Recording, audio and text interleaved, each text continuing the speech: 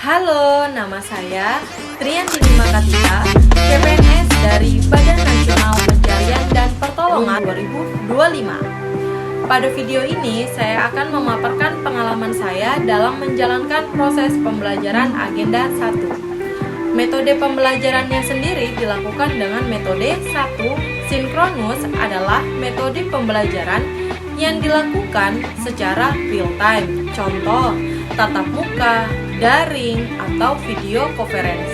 Yang kedua, asinkronus adalah metode pembelajaran yang tidak harus dilakukan secara bersamaan atau real time. Materi pembelajaran disiapkan dan dapat diakses kapan saja dan di mana saja melalui platform pembelajaran seperti Learning Management System atau LMS. Tujuan dari pembelajaran ini dapat membekali peserta dengan pemahaman wawasan kebangsaan melalui pemaknaan terhadap nilai-nilai bela negara, sehingga peserta memiliki kemampuan untuk menunjukkan sikap, perilaku bela negara dalam suatu kesiapsiagaan yang mencerminkan sehat jasmani dan mental menghadapi isu kontemporer dalam menjalankan tugas jabatan sebagai PNS profesional pelayanan masyarakat. Materi Agenda 1 terbagi menjadi 3 bagian, yaitu 1. Wawasan kebangsaan dan nilai-nilai bela negara. Kedua, analisis isu kontemporer.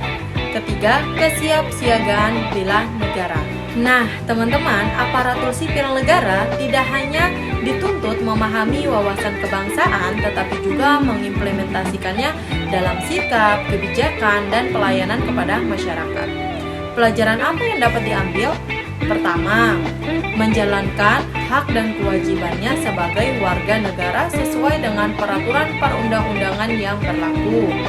Kedua, memberikan kontribusi kepada kemajuan bangsa dan negara. Ketiga, yakin dan percaya bahwa Pancasila sebagai dasar negara. Analisis isu kontemporer, pokok persoalan atau permasalahan yang terjadi pada masa sekarang masih hangat diperbincangkan dan belum terselesaikan.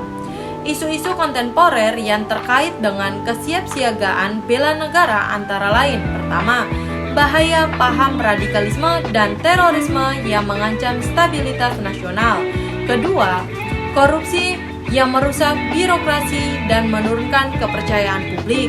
Ketiga, kejahatan siber seperti hoax, penipuan digital, dan ujaran kebencian yang berpotensi memecah belah masyarakat. Keempat, krisis integrasi, rendahnya profesionalisme dan kepercayaan publik dalam birokrasi pemerintahan. Kelima, proxy war dan pengaruh asing yang melemahkan kedaulatan NKRI secara halus namun berkelanjutan. Nah, isu-isu tersebut menjadi tantangan tersendiri nih bagi ASN. Maka dari itu, kewajiban kita sebagai ASN untuk menjaga integritas, profesionalisme, dan netralitas dalam menjalankan tugas sehingga menciptakan pemerintahan yang stabil dan dipercaya masyarakat. Kedua, merespon isu kontemporer secara cepat. Ketiga, menjadi teladan di masyarakat dengan menjunjung tinggi nasionalisme, cinta tanah air, dan setia pada Pancasila.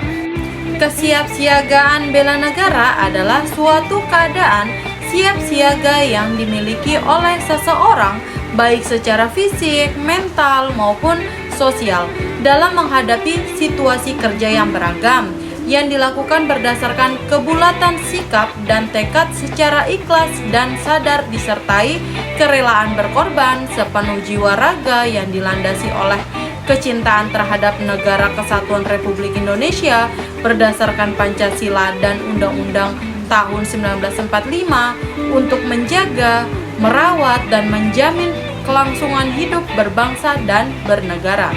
Tujuannya adalah untuk menjaga, merawat, dan menjamin kelangsungan hidup berbangsa dan bernegara.